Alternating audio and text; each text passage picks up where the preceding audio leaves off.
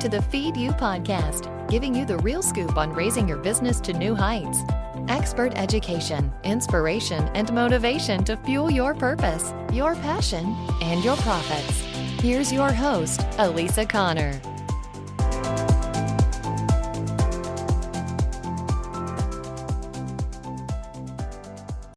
Hello.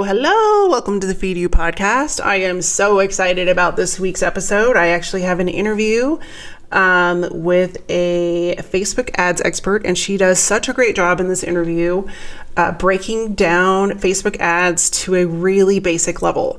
And so we had some great discussion, and what you're going to learn in this episode is all about the power of Facebook advertising for your small business, as well as, how to grow your email list, how to target your audience so that whether you're a local business or you are a business that's really focused in one specific area, you can target people that would be interested in your offering and what you're in your freebie and whatever that looks like, and take a lot of the fear out of Facebook advertising. And I know there is a lot of fear when it comes to doing something new and jumping on board with something, but Facebook advertising is so powerful and it's a really great bang for your buck. And so today's guest is going to walk us through the really simple breakdown of Facebook ads. So let me introduce our guest, and one of the first things that she's going to tell you in this interview, her name is Samantha Pilling, by the way, and she's the founder and owner of BiteMe Marketing, which is a little bit cheeky, as she'll mention.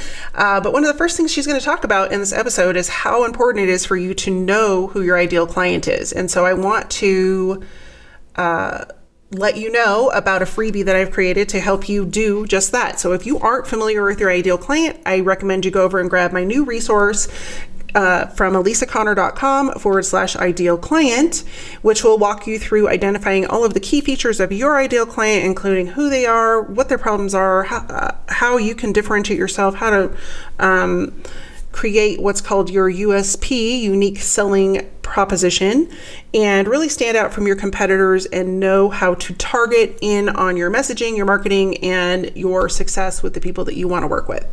So a little bit about Sam is that, first of all, she's from the UK, so she has a delightful little accent that you guys are going to enjoy today, but she started in marketing and media 24 years ago. She's done both traditional and digital media, and she was an early adapter and evangelist for digital marketing and media specifically. During the dot-com boom and crash of the late 90s, she helped brands with their social media strategy starting in 2002, which was about 2 years before Facebook was even born. And so, like I said, she's a gal of origination, and she's been in it through the long haul. About 5 years ago, she set up her own consultancy, BiteMe Marketing, and she specifically helps small businesses leverage the power of Facebook so that they can reach new customers, supercharge their sales, and bring consistency to the turnover in their business and in their team. So please help me welcome to the show, with all excitement and enthusiasm, Samantha Pilling. Hello. Welcome to the Feed You podcast. I am so grateful that we have a surprise guest today, and I cannot wait for her to come on and share her knowledge. So it is unusual for me to have a guest on the podcast, but this is somebody I'm hoping will be a regular for our podcast. Her name is Sam Pilling, and she is from the UK, so you will love listening to her voice. And she's an expert on Facebook ads. She started her business way back before social media even was a thing in doing social media strategy. So before there was even a Facebook, Sam was in the gig. And now she really focuses on Facebook ads and helping local and small businesses grow their businesses through strategically using Facebook advertising. So I invited her on today because I want to have her enlighten you all to the advantages of how to use Facebook advertising correctly. So welcome to the show, Sam. Hello. I'm so grateful you're here, and my audience is going to be so excited to learn from you today. Thank you for having me. So I did a very brief introduction, but I would love for you to share a little bit more about you and your story and why you're so passionate about Facebook advertising. Okay, I've been in media marketing for 24 years, obviously a very young child when I started. And I started off in traditional media, in TV, and then moved over to digital media back in 1999, year 2000, back when it was classed as new media and it would never catch on. It was this newfangled thing. And as you said in the intro, was helping brands with kind of to work out what social media was, these groups of people that were joining around a common interest online in communities and forums, and how those brands could then engage authentically in those forums and groups, and how they could grow their own tribes. And that was across all sorts of verticals, such as women's interests. That sounds quite old fashioned now I say it that way, but kind of like one of the first online women's portals, like a women's magazine online. Then moving into sport, so over in the UK, and I'm going to say football because I know you guys call it soccer, but over here it's football. So pretty much working with all the football clubs in the UK, helping them understand their tribes online and how they could monetize these audiences. Into parenting, working for an American company, Baby Center, Johnson & Johnson. And then 6 years ago, coming up to 6 years ago, decided that I wanted to set up my own sort of small consultancy and help small businesses to leverage the power of Facebook to grow their businesses and to find new customers, engage with existing customers, and get some sales, bring some money in. Well, that is a great place to start. So what a great place to end your intro. And one thing we didn't mention was the name of your company, and I will link to it in the show notes, but let's throw that out there because it's such a great name. Yeah, I think it's probably a little bit ruder in America than it is over here, but it's BiteMe Marketing. I like it. Meant to be cheeky, not rude. I like it. It's fun. It's a good play on words. So I will link that up in the show notes. You guys can reach out and find Sam on all of her social media links and her website. But let's jump into the interview. And, a lot of people listening, Facebook ads are intimidating. They don't know where to start. They're like, oh, it's going to cost me a ton of money. There's a little bit of trepidation about, Facebook ads versus Google ads. And sometimes you can get into a Google ad plan and it ends up racking up hundreds and thousands of dollars. And then you look at it and you're like, what have I done? So let's talk a little bit about the advantages of using Facebook over, say, some other type of advertising. Yeah, sure. Well, kind of like before I say specifically why Facebook, the first question you kind of need to ask yourself is, well, where are my customers hanging out? Where should I be? And then what can I afford to invest time and money in actually going and reaching them? And because whether it's time or money or both, the more time or money you have to invest, the more places you can be. So first of all, have a look where your customers are. Where are they hanging out? How much time and money have I got? And then I'm going to go and hang out. If you've got lots of time and money, go and hang out everywhere they are. If you've got less budgets, go and pick one place and absolutely dominate it. So why Facebook over the others? Well, Facebook is still the 800-pound gorilla. It's still the big player in the market. And as much as there's some kind of like young, up-and-coming social media platforms nipping at its heels, it's still the big guy out there. There are something like 69% of all American adults are using Facebook and using it regularly. They're on there for about 37 minutes a day. And for a lot of them, not going on Facebook is like not brushing their teeth in the morning. It's a regular part of their day. Therefore, your customers are going to be there. Facebook has got the reach. And if you're not there, your competition are going to be there. So I would suggest you at the very least sort of take a look at it. But not only does it have the reach, not only does it have this huge number of people that are actually using it, it also has incredibly sophisticated targeting from an advertiser's perspective. And I know it's been, I think, probably actually the scapegoat. Mark Zuckerberg going to Congress, the hours upon hours that he was interviewed, and that they've been criticized about privacy, etc. But let's be honest, as advertisers, being very selfish, we absolutely love it because Facebook knows so much about its users and what they do and what they're interested in, it makes their advertising incredibly powerful. So if you decided that your product or service is for, say, for instance, women who are 60 years plus, who live in Texas, love horror movies and love knitting, you can find them on Facebook.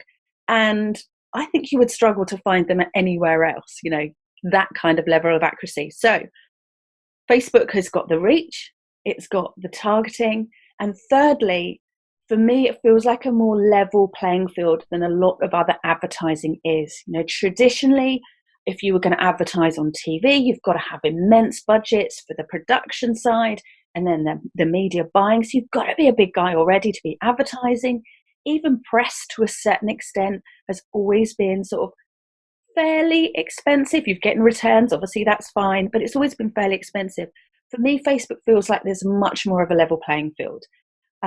If you're clever, if you're canny, if you know your audience and you know what resonates with them and you use the language that they're using, you can jump out of that news feed and you can do it for literally dollars per day. It doesn't have to cost the earth.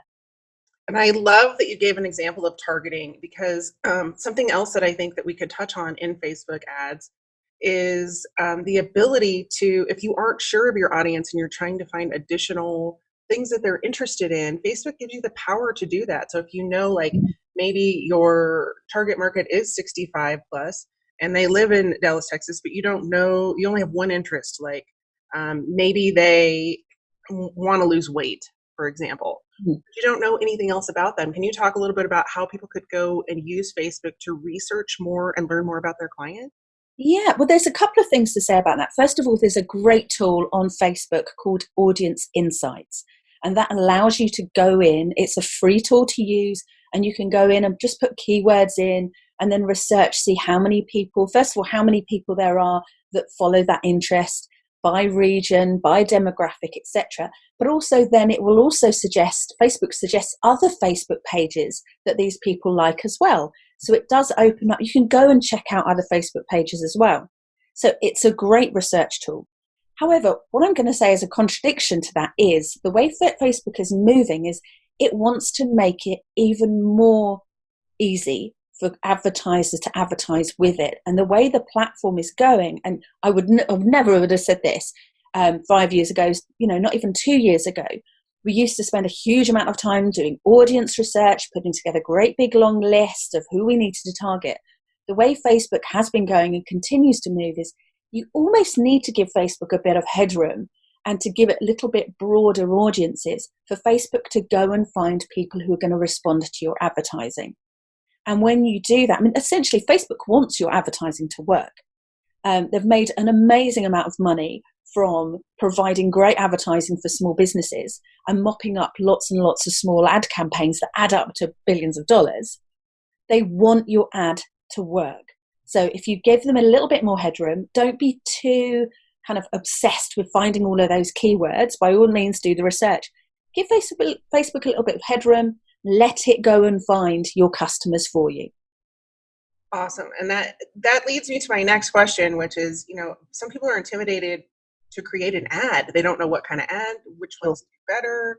And, there are reasons that Facebook will deny or take your ad down. So can we jump into that just a little bit and talk about, the best converting ads, how to create your first ad, and just, things to think about as you're going through that process? Yeah. That's a huge subject. And I literally could talk about it probably for weeks. Excuse me. So the first thing before you start running a Facebook ad is you just need to ask yourself, what do you want your ad to achieve? Do you want someone to watch a video? Do you want someone to click on your ad and go to your website? Do you want someone to start a conversation with you in Messenger? Do you want them to make a purchase? And you pick one objective. And it's a little bit like training a dog. You would never say to a dog, sit, stand, roll over, juggle, shake my hand. You'd never do all of those because the dog's just going to look at you really, really confused. Facebook's really quite straightforward.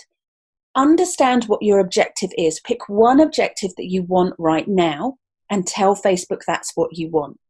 And it's we can then kind of like dive into boosting posts against using Facebook Ad Manager. Excuse me. The problem with boosting posts, and it's not per se I have a problem with boosting posts, I just think Facebook's made it a little bit too easy for people to advertise on the platform, and therefore it's actually really, really easy to waste money as well, because you're not thinking through what you want the objective. So I would always say, even if it's a simple campaign, get stuck into Ad Manager, just go and have a play. You can actually set up an ad and not publish it, so you're not going to spend any money. You can just go and have a play in there. But as you set your ad up, ask yourself, what is the one objective I want from this? And then just tell Facebook that's what you want. And it will go away and it will find people that will fit that objective. So let's say, for instance, you wanted to target these horror watching 60-plus-year-old women in Texas who also like knitting. You're going to think, well, actually, what do I want her to do? Do I want her to watch a video? So you pick that objective. Facebook will go out to the pool of all those relevant people and it will show your ad to people who are more likely to watch videos. If you want someone to click on an ad and go to your website, it will look at that big pool of people and it will only show your ad to the people that are most likely to click on an ad and go to a website, and so on. So you just need to be really, really clear about your objective up front. And then that stops people being disappointed when they say, oh, my Facebook ad didn't work. Well, what are you trying to achieve? Well, I wanted to get people to my website. Well, then why are you running a video view campaign? What do you want it to do? So that would be my first thing. And I think probably the biggest mistake I see with people setting up their own ads is either trying to trick the system or play the system. Just tell Facebook what you want. It wants your ads to work. Awesome. And that's really because that comes down to strategy, and you're really ultimately understanding your sales funnel. So, I always refer to a sales funnel as breadcrumbs. Like, the first thing you want them to do is to get to know you a little bit. And so if you go out and you're like, hey, buy my stuff, which you see all the time in Facebook ads, buy this now, you haven't earned the right for them to purchase that from you yet. And so I really like that you dove into some other options, like watch a video, sign up for my newsletter, grab my freebie, whatever that would look like. So on that note, and I know this is probably a very deep subject, but can you give us maybe the top few reasons that you have seen that Facebook ads get rejected, or that Facebook is like, nope, can't do that? And I know there are some simple ones that I'm aware of, but I would love for you to just share, the things that you see that you have to go back and fix, that you can actually save them some time by having them avoid doing that in the first place. Okay. So the first biggie is using negativity in your advertising. Facebook ultimately, as much as it wants your advertising revenue, and that pays for Facebook, Facebook understands that if people have a bad experience on Facebook, they're not going to come back. And if they lose their users to the plethora of other social media platforms out there, they're going to lose their business. So the first objective of Facebook is to make sure that their end users are happy. So if you use overly negative language in your ads, and therefore Facebook feels like someone's going to have a bad experience by seeing your ad, the best case scenario is that either the ad won't show or it'll cost you a lot more money, because it's a bidding system. So Facebook ads don't cost a certain amount of money. It's supply, it's demand, it's how good your ads are depending on how much you pay for them. If it deems your ad to be negative, it's going to cost you more money or it's going to reject your ad. Then there are some areas that are kind of red flags to Facebook, things like weight loss advertising. Obviously, people can get very, very sensitive about weight loss. So you can get weight loss approved on there, but it's a really sensitive subject, and you've got to be very, very careful not of using negative language or of making claims that you can't guarantee or can't be deemed to guarantee. So things like lose 5 pounds in 5 days, or if it's in a business ad, double your business revenue in 12 weeks or something like that, because Facebook says you can't guarantee that everyone is going to get that result. Therefore, that's false advertising. And so they will stop your ad from running on that one. You've then got things like too much text on your image. Facebook doesn't want the newsfeed to look like a classified ad section. And so it gets quite funny about the text on there. Now, there are lots and lots that Facebook rejects. Anything that looks political, anything that looks like network marketing or multi-level marketing, obviously anything that is, guns, pharmaceuticals, anything like that, then that's an absolute no-no. But Facebook is quite sensitive, and I think as long as you understand that your ad needs to add something to the newsfeed, some kind of positivity, some kind of value, it's much easier to get your ads approved.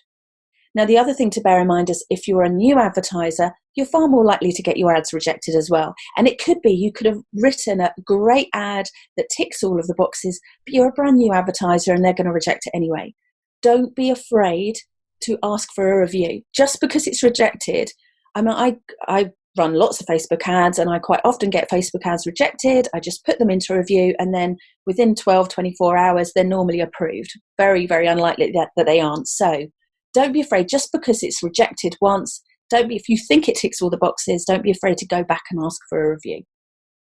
Great advice, because I think that will stop, that does stop people in their tracks, especially if they're new. They're like, oh my gosh, what am I doing wrong? I can't get this right. Yeah. So I love that you shared that with them. Now, a lot of times I'll talk, I'm a big proponent of tracking whether or not your advertising is working, because I don't want people spending money on things that just don't work. Yep. And so can we talk a little bit about analytics and how you can decide, whether or not your ad is working? And I know part of that is the objective, but what are some things that you can take a look at as a Facebook advertiser and a small business to ensure that, you're moving in the right direction and that your ad is working and that sort of thing? Sure. It depends on what industry you're in and what you're doing. And there are certain industries that it's far easier to track because there's more, as you say about your sales funnel, there's more tangible breadcrumbs along the way. So things like e-commerce, it's much easier to track the return on investment you get. And actually Facebook has got, if you're selling things online, Facebook has got one of its metrics as website ROAS, ROAS, return on ad spend. So to give you an example, I've got an e-commerce client who's an online optician. They manufacture glasses and send out sort of prescription glasses. It's really straightforward with the right tracking on your website. So by adding the Facebook pixel to your website, we're able to track people from clicking on an ad or viewing an ad through to the pages that they're landing on and the actions they're taking through the website. Now, I'm going to be completely honest with you. I am far, far stronger on Facebook advertising than I am on Google Analytics, but you can use unique URLs in your ads and UTMs to also track. So what that does is it sends a piece of information to Google Analytics as well to say, this is who sent you this, this Facebook sent you this from this ad. So you can also track them through Google Analytics as well. Now, obviously that's great if you're e-commerce. If you're not e-commerce or you're not selling things online, perhaps you are a high street store or you're a restaurant or you're a service-based business, then yes, it definitely does get more tricky. And it does come down to, as you said at the beginning of the question, it comes down to your objectives and what your KPIs around an ad are. And in regards to that, I would say, probably the second biggest mistake that I see people make is sending a Facebook ad out in isolation. They'll do one ad and it doesn't work in their, because they, it decided it hadn't worked. It didn't bring them loads of sales. Therefore, Facebook advertising doesn't work. And the way I kind of describe it is, if, say, for instance, you put a classified ad in a local newspaper, it landed on someone's doormat, they flicked through it, they had a read through it, there's hundreds of pieces of different content in there, different ads, etc. There's lots in there to have a read through. They pause on your ad, and then they put it in the recycling bin. Now, what's the likelihood in a week's time of them being able to remember your company name after all the pieces of information they got from that newspaper that day and every other newspaper or every other media touch point that they have ever since? So the secret sauce is on Facebook is not about doing that one ad in isolation. It's about following up. It's about retargeting. It's about using your Facebook pixel to go back and be in that person's newsfeed more regularly so that when they are ready to make a purchase or come to your restaurant, that they can do that. Now, there's obviously other things that you can do as well. You can do things like special offers. You can bring people in that way. It was quite a nifty little one that we did. Now, I'm not running this now, so I'm quite happy to share it. If anyone else wants to steal this idea, you're absolutely more than welcome to. But I used to run some advertising for an online chef company. So you book a chef and they come around to your house, bring the food, cook, clean, do the washing up, and disappear off, and you can have a lovely dinner party with your friends. And what we knew was people were booking this when it was a big, okay, not all of us can afford a personal chef day in, day out, but we might be able to afford one for a big birthday. So we might have someone in on our 20th, 30th, 40th, 50th birthdays, etc. So what we did was we ran an evergreen campaign on Facebook, and this is how you can get nifty with Facebook. And I've kind of gone off on tangent a little bit from the question, but I'll come back to it. We ran an ad to people who had a birthday in the following months. We knew that they were booking it between a month and 3 months in advance. So say, for instance, we were running the ad, we're recording this in March. So say, for instance, we were running this ad in March. We would be targeting people who had a birthday in April, May and June. And then we were also layering it with their age. So we were only targeting people who were 29 years old, 39, 49, 59, excuse me, etc. And they would, those people would only ever see that ad once in 10 years. And it was absolutely great. Got great engagement, got great people following up on it. And going back to your question about tracking, this was the only place that they were seeing this. Ads that we knew we could track the digital footprint of them. But when they picked up the phone and we had a special offer that we followed up with, we knew exactly where this came from, because this was the only place that we could do this kind of targeting. So a very long answer to that question, but really it comes down to, first of all, try and just think about how you can mark those breadcrumbs along the way and how you can track them so that you're getting a return. If you can do some nifty things online like that birthday campaign, go for something like that.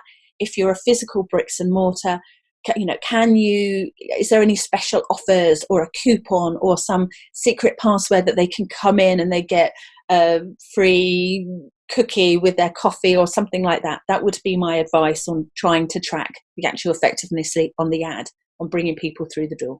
That is a brilliant marketing strategy, by the way. That's the benefits of having an expert in the field, folks. If you're listening to that great strategy she just had there, that she shared with you for free.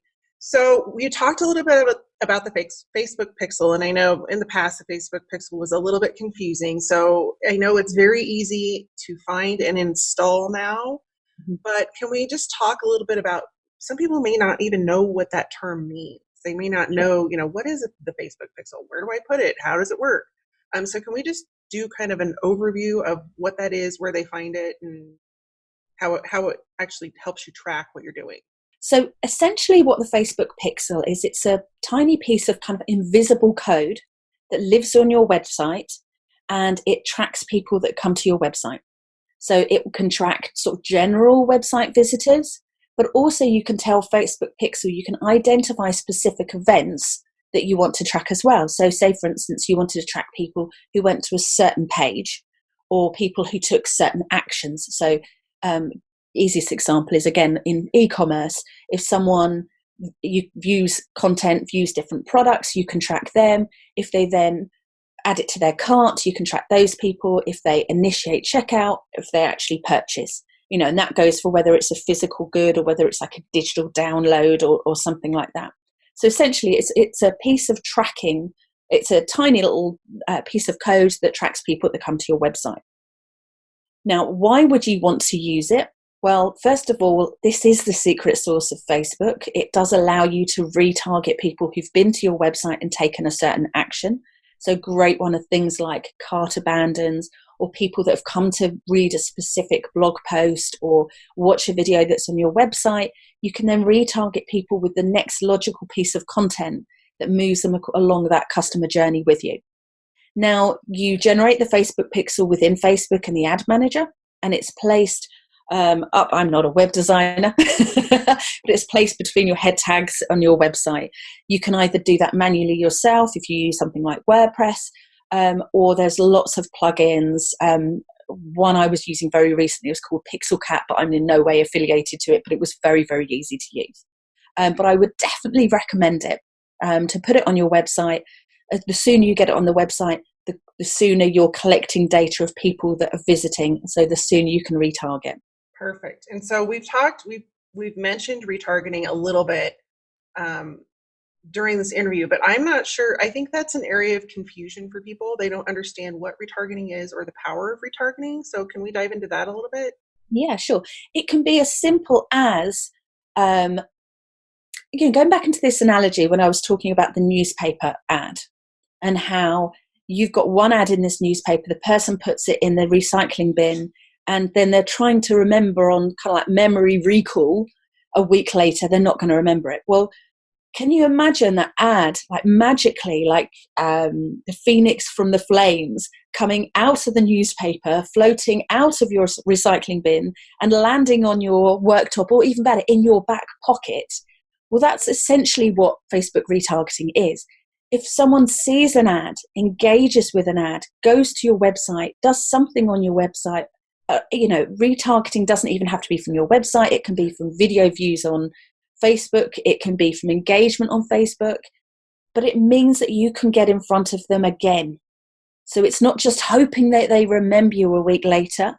You can make sure that you either put, as I said, put the next logical piece of content in front of them, or you just stay on their radar. There's lots of different marketing statistics out there, how many touch points it takes before someone makes a decision. Some people say it's 7, some 12. As media is getting more fragmented and life is getting busier, it's probably going to be even more than that. And we've got, memories the size of goldfish, and we forget things after 2 seconds. You need to be back in people's eye line. You need to be reminding them. The likelihood that they're going to want your service right here, right now, or product right here, right now, when they're on Facebook is very, very small. But it's about getting back in front of them, retargeting them, getting back to them so that when they are ready, they'll buy it again. Or you can get sort of quite clever and, kind of, I know a lot of people still think it's a bit like witchcraft. I'll have like my mum saying, oh, I was on Marks and Spencer's, very English shop. I was on Marks and Spencer's website looking at these pair of trousers, and then I was on Facebook and I saw the same pair of trousers. It must be witchcraft. We need to go and, I don't know, throw them in a lake and burn them or stick them on a spike or something. There must be some kind of witchcraft or magic going on there. It's retargeting. It's dynamic ads. It's putting the same product in front of you again and reminding you. It's saying, hey, cart abandoned. Hey, did you forget to buy this? So, retargeting can be really simple. It can be far more complex, like the dynamic retargeting, but it's definitely the secret sauce on using Facebook advertising. So we touched a little bit on retargeting is super powerful. And so I just want to mention that at the end of that piece of there. Sometimes I jump into the next thought. But yes, retargeting is probably the most powerful thing you can do with Facebook advertising. Would you agree? Yeah, it's brilliant. She's nodding. It's great. You can't see that, but I'm nodding. Yes. But I think, if people are not intimidated by Facebook ads, they may have tried them and they, maybe run a couple ads and they didn't have them work. But can you talk about a little bit some of the big mistakes you see with people making with Facebook advertising, and that, if they just would tweak 1 or 2 things, that they would see massive results and a whole lot better traction? Yeah, and probably repeating myself a bit, it is working out what your objective is. And secondly, thinking about what next. If someone engages with this piece of content, what next? What am I going to show them now that's going to move them along my customer journey? And yes, that does, I'd love to say you can just sit there and just stick a Facebook ad out and it's a magic wand and it will make all your dreams come true. I love it. If that were the case, I'd be living in the Caribbean now. No, it's going to take a little bit more thinking. But let me tell you, there are very few companies out there that are taking the time to think about it. It's not rocket science. You just need to go into it thinking, this is my objective. This is what I want to achieve right here, right now. But having achieved this, this is my next step. So how am I going to follow up? How am I going to move them through that customer journey?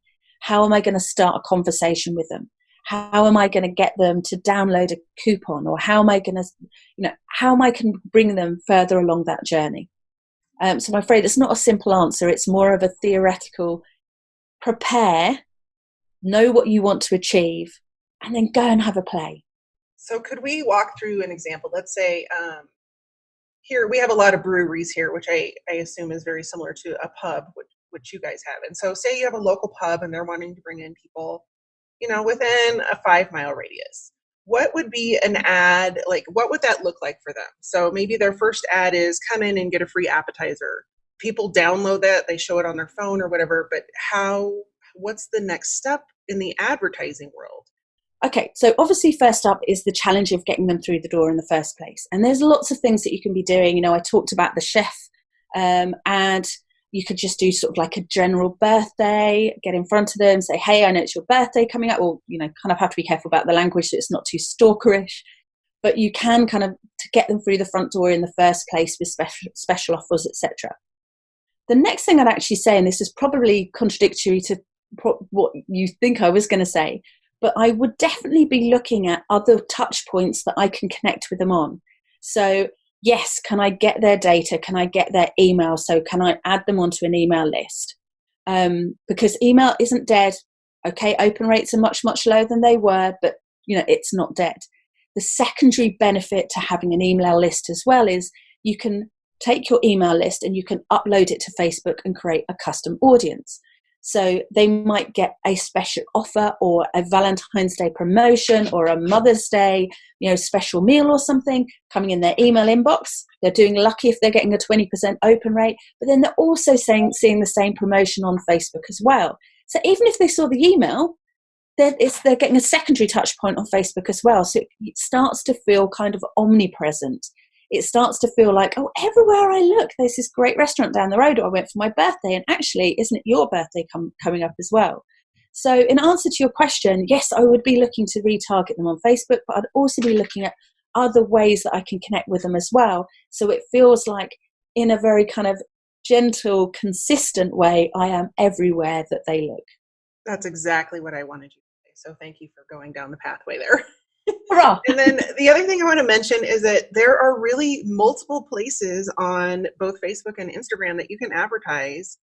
It's not just in the newsfeed. So would you just touch on those a little bit? Yeah, I have quite a few people say to me when they're first setting an ad up that they will go in and they will. So there's three main platforms, although, you know, this will change with WhatsApp bringing advertising in as well. I suppose four really: Facebook, Messenger, Instagram, and Audience Network that you can advertise. And then within those, there are different placements as well. And, you know, I have people saying, oh, well, I always take Audience Network out. I always remove that from there. My advice is Facebook wants your ad to work. Just let it go, you know, just let it go away and run its magic for you. Don't overcomplicate it when you don't need to. When you're starting to run ads, just let it run everywhere. I've had some ads do phenomenally well on Audience Network. So what Audience Network is, just to explain in case you don't know, it's third-party websites that aren't owned or controlled by Facebook. So it's like a network of websites. I see mine, I've got an Android phone, and people will roll their eye at me. I know I'm going to go back to iPhone. We had a falling out. But I've got Bixby on my Android phone, and I have a look at the news every day, and I see ads coming up in my literal news feed on Bixby. And then when I click on them, it's redirecting me via Facebook ads. So even though it isn't a Facebook ad platform, Facebook are putting ads into other places as well. Now, the determinant of where they go depends on the targeting. So if you've said, I want to target those women 60 plus into horror and into knitting, it will go and find her wherever she is. Is she that brand loyal to Facebook that if your ad is brilliant, is she going to be upset that she's seen it on Instagram or she's seen it on a different place? But don't worry too much about it. Run your ads, then by all means go back in and have a look where you're getting your results from. Yes, there are some of the placements you need very specific ad dimensions. You know, if you want to run things like Instagram stories, that type of thing, yes, you're going to have to create something specific for that. But if you're intimidated by Facebook advertising anyway, don't worry about going down that rabbit hole at the moment. Create yourself an ad, put it out there, and then retrospectively go back and look where it performed well. If Instagram is going great guns for you, probably Instagram stories will go really great guns. Then Google how to create an Instagram story ad. And it's very straightforward. It's just a different dimension, essentially. It's just different ad sizes. But don't overcomplicate it when you're just starting out. Some really good points there. And I don't think sometimes when we're in the field, we think people understand that the reach that you can have with Facebook advertising. So I'm really glad you walked the audience through that, because I don't think they understand that when you run Facebook ads, you can literally be everywhere. And that's really, really powerful, because you may not realize, Facebook is smart enough to realize, but you may not realize that, yes, somebody's reading, the New York Times on their phone, and they're going to see your ad and it's going to direct them back. So I really like that you pointed that out, but I also like that the setting them up for success by just saying, just do it. Because I think a lot of times people are afraid to start Facebook advertising because they're just, there's a lot of trepidation around it. So is there anything else you would like to add that maybe I didn't ask about that comes up in your neck of the woods that would be helpful to the audience? I suppose going back again to not being intimidated by social media and not being intimidated by Facebook ads. Okay, Facebook has been around for 16 years now, so it's not the new kid on the block anymore, but I do understand it can be quite intimidating and quite overwhelming when, it's your ad budget and you need it to work for you. But just to kind of, I suppose, just to relax and to put it in context, that it isn't actually anything new. We were told that TV was going to kill radio, and no, it hasn't. Radio has just evolved, and radio has become digital radio, and it's become podcasting. And yes, there's still, analog, there's still traditional radio as well. Then we were told the internet was going to kill TV, and it hasn't killed TV at all. It's just TV has evolved, and we've now got these huge kind of on-demand giants. TV watching has changed, and we've got things like YouTube, so user-generated video as well. And social media isn't anything new. Social media is essentially the campfire that we were huddling around when we were in bear skins with clubs whacking each other on the head. It's just a different platform to reach other people. And you as a business, you as a brand, it's just about finding your right campfires on Facebook and about engaging in the right way there, just using authentic language and being honest and true to your brand and building your tribe. And just advertising is essentially doing that on steroids. It's just reaching those campfires much, much quicker. But it's not anything new, and it really doesn't need to be that intimidating. Well, I am so grateful that you spent time with us. There's a huge time difference between Sam and I, so it was really very generous of her to fit me into her end of her day. And so I really appreciate you being here, and I would love for you to share just a couple of links where the audience can find you and the best way to connect. Okay, so the two places people can come and find me are predominantly on Facebook, and I'm more than happy to connect personally. So come and find, I think I'm Samantha Pilling, although no one calls me Samantha, but I'm Samantha Pilling on Facebook, or come and find me at BiteMe Marketing. I also hang out quite a bit on LinkedIn as well. So I'm happy to connect in either or both those places. And if anyone's got any questions, please feel free to, ping me a direct message, and I'll be more than happy to answer them. Well, thank you so much for being here. This has been a wonderment of knowledge, and I'm sure people are going to love this. And I'm hoping that it will cause people to ask some questions so that we can have you back. So I appreciate you being here, and I know it's you've got places to run, so thanks so much for your time, and we will hopefully see you soon for another episode. In the meantime, have a great week, and I will see you next week. Take care. Just a quick reminder, don't forget to grab that free Ideal Client worksheet that will help you map out who your ideal client is, where they're hanging out, and how you can connect with them better so that you can quit fretting about your marketing, get out of the overwhelm, and start attracting the clients that you want to work with that will pay you and grow your business. You can grab that at elisaconner.com/ideal client.